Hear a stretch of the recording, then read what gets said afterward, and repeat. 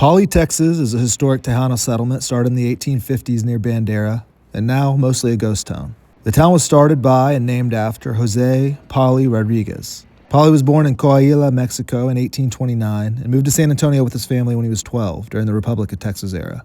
Pali was trained as a gunsmith and a surveyor, and he began hiring out as a guide to find navigable roads through the Chihuahuan Desert, eventually going to work for the Army as a lead scout navigating through some of the harshest terrain of the West.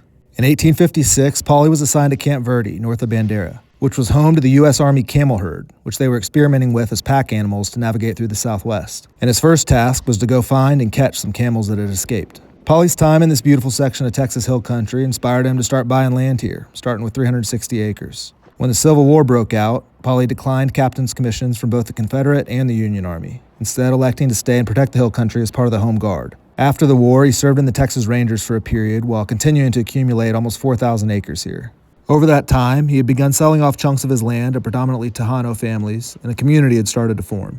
Construction of the church was completed in 1882, and in 1888, Pali, Texas got a post office, which was the stamp of approval on a bona fide town. The schoolhouse was completed 4 years later. At its peak in the late 1800s, the town of Pali had about 300 residents, but everything ebbs and flows, and as the town of Bandera grew, the town of Pali shrunk. In 1912, the Pali, Texas post office closed down, and 2 years later, the man, Pali Rodriguez, passed away.